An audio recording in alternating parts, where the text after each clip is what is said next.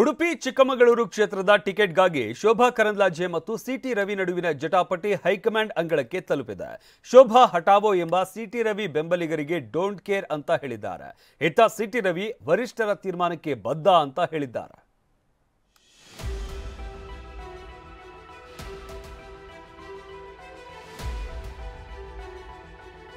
Udupi Chikkamagaluru Lok Sabha ticket fight.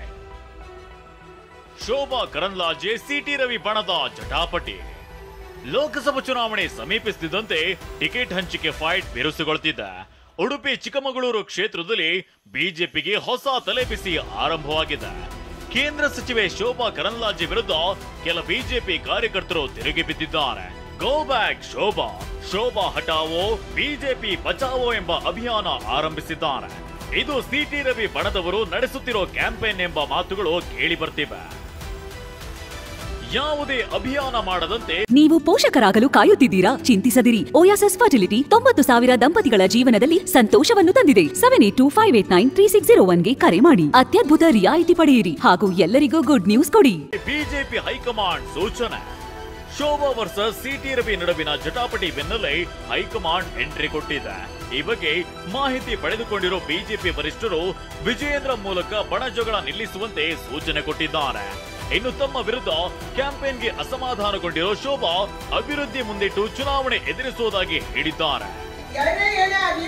ಆದರೆ ನಮ್ಮ ಉಡುಪಿ ಚಿಕ್ಕಮಗಳೂರು ಜಿಲ್ಲೆಯಲ್ಲಿ ಅಭಿವೃದ್ಧಿ ಆಧಾರದಲ್ಲಿ ನಾವು ವೋಟನ್ನು ಕೇಳುವಂತದಕ್ಕೆ ನಮ್ಮ ಸಾಕಷ್ಟು ಸರಕಿದೆ. ಅದರ ಆಧಾರದಲ್ಲಿ ನಾವು ವೋಟನ್ನು ಕೂಡ ಕೇಳಬೇಕನ್ನುವಂತ ವಿನಂತಿಯನ್ನು ನಾನು ಎಲ್ಲ ಕಾರ್ಯಕರ್ತರಿಗೆ ಕೂಡ ಮಾಡ್ತಾ ಇದ್ದೀನಿ.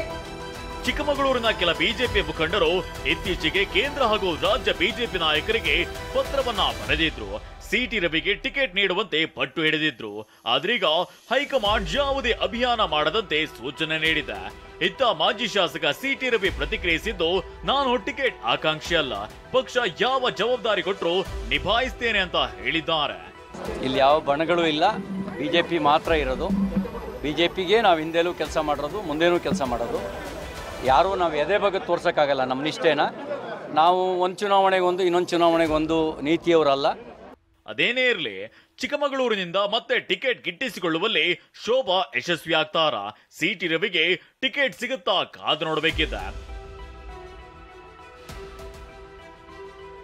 ಅಶ್ವಿತ್ ಮಾವಿನಗುಣಿ, ಟಿವಿ9 ಚಿಕ್ಕಮಗಳೂರು.